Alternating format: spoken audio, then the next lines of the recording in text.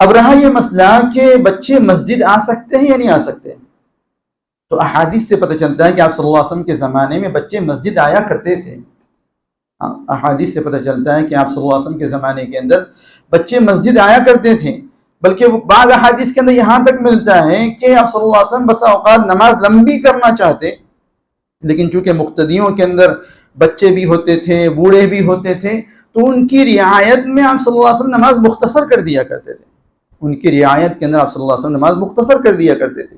یہ حدیث اس بات پر دلالت کرتی ہے کہ مسجد کے اندر بچوں کو لایا جا سکتا ہے، بچے آنا چاہیے مسجد کے اندر۔ ایک بدری صحابی مجاہد رحمۃ اللہ علیہ، جو ابن عباس رضی اللہ عنہما کے شاگرد ہیں، تفسیر کے بڑے امام ہیں، انہوں نے ایک بدری صحابی کو دیکھا کہ اپنے بچے سے پوچھ رہے ہیں کہ تم نے ہمارے ساتھ نماز پڑھی مسجد کے اندر جماعت کے ساتھ؟ تو بچہ جواب دیتا ہے کہ ہاں میں نے نماز پڑھی۔ تو انہوں نے ارشاد فرمایا کہ تم نے تکبیر اولیٰ پائی ہے، کہ تکبیر اولیٰ تم کو ملی ہے؟ تو بچہ جواب دیتا ہے کہ نہیں، تکبیر اولیٰ مجھ سے فوت ہو گئی۔ تو بدری صحابی کہتے ہیں کہ تم نے 100 کالی آنکھوں والے اونٹوں سے زیادہ کا نقصان کر لیا۔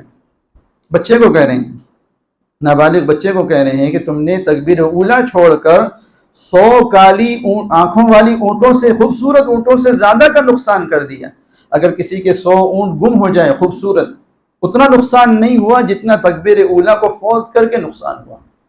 تو احادیث اور نصوص کثرت سے اس بات پر شاہد ہیں کہ بچوں کو مسجد میں آنا چاہیے، مسجد میں آ کر نماز پڑھنی چاہیے، بچوں کو مسجد میں لانا چاہیے، مسجد میں لا کر ان کو نماز کے اندر شریک کرنا چاہیے، تاکہ وہ نماز کے عادی ہو، جماعت کے عادی ہو، جماعت کا اہتمام بچپن ہی سے ان کے اندر پیدا ہو جائے، اس لیے ان کو مسجدوں میں لانا چاہیے۔ ہاں البتہ بچہ اگر شریر ہے یا مسجد کے ادب اور احترام کا خیال نہیں رکھتا، تو اس کو اس کی شرارت کی وجہ سے مسجد آنے سے روکا جا سکتا ہے، نہ کہ بچے ہونے کی وجہ سے۔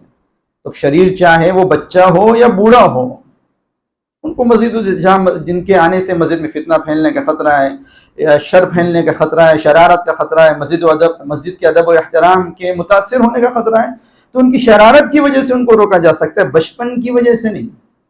بچوں کو مسجدوں میں لایا جا سکتا ہے، بلکہ لایا جانا چاہیے، لائے جانے کا اہتمام کرنا چاہیے۔ حتیٰ کہ ایک بہت بڑے محدث اور فقیہ ہیں اسحاق ابن راہویہ رحمۃ اللہ علیہ، وہ تو یہاں تک کہتے ہیں کہ 7 سال کا بچہ ہو جائے اس کے بعد اس کو مسجد میں آنے سے روکنا جائز ہی نہیں ہے۔